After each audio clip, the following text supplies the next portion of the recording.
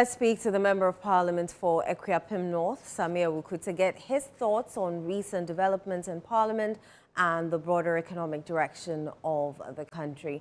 Many thanks for joining us, Honorable Sammi Awuku. Thank you for having me, and good evening to your cherished viewers as well. Right. Let's begin with the minorities walkout. Now, some have described it as a staged political theater. How do you respond to that characterization?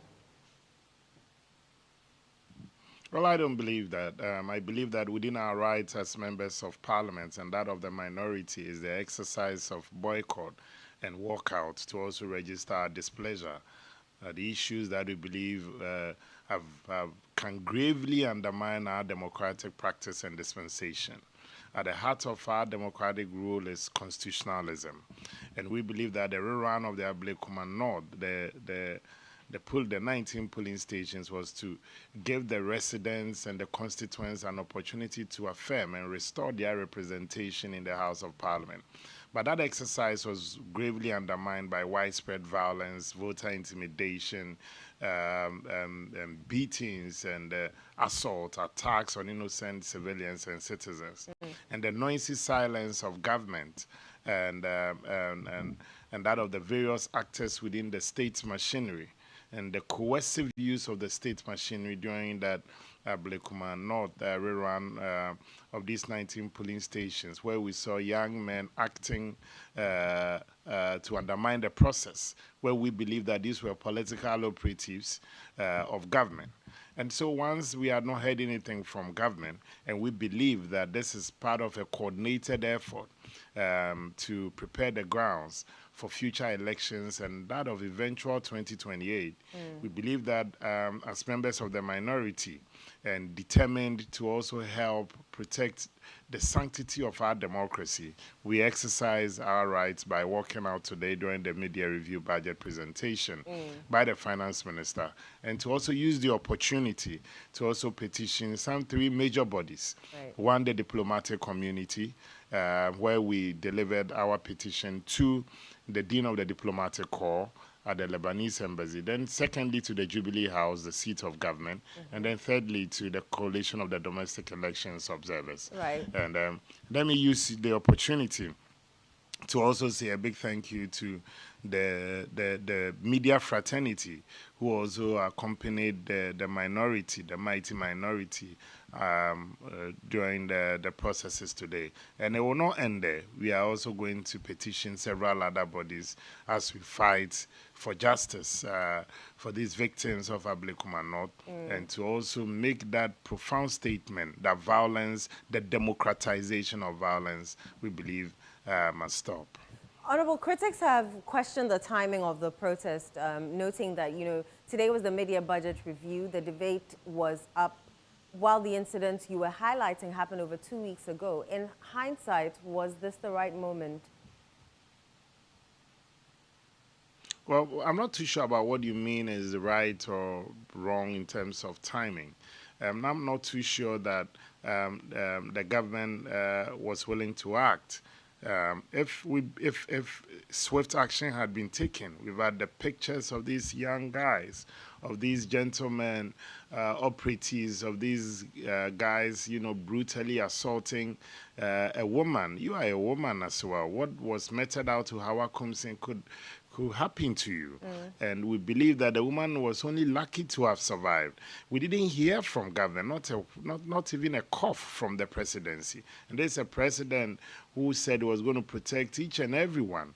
And this is the president that during his campaign was using the high moral ground to say that any victim of electoral violence, you pursue justice for them. And so we found it strange that his noisy silence was actually mind-boggling, and that is why the minority decided to also exercise our right. We believe clearly the media budget review was not also supposed to be debated anyway. Right. After the presentation of the finance minister, our understanding was that both sides of the House were going to just give some brief comments on it. So it wasn't something that today was going to be open for debate. The majority has suggested that your walkout was a preemptive tactic that you feared the mid-year budget would highlight positive government performance. What's your reaction to that claim? I think we will really take our time to do a savage dissection of the media review budget. But one thing that I know for sure, that the whole of last year, electricity tariffs under President Akufo-Addo 2024, the whole of 2024 was increased by 11%. Today we are in July. Just electricity, the tariffs on electricity alone is in excess of 17%. So meaning that there's intense hardship as compared to last year. Again, you have over 6% increment on water tariffs. Then you're also talking about this D-levy, call it doomsday levy, disillusion levy, death levy, disappointment levy, and you'll be right. Today, for every liter of fuel that you purchase, this government extracts from you 1 cedi. And you cannot buy 1 liter of fuel to fuel your car, be it commercial or private. It has to be in gallons. So clearly, Ghanaians are feeling the pinch at the pump.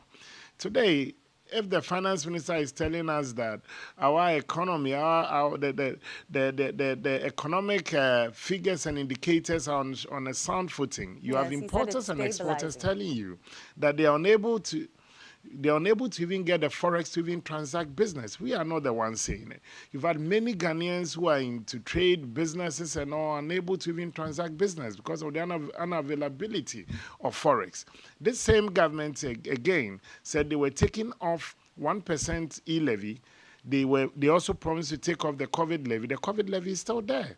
The 1% e-levy was taken, but 8% on petroleum products also imposed.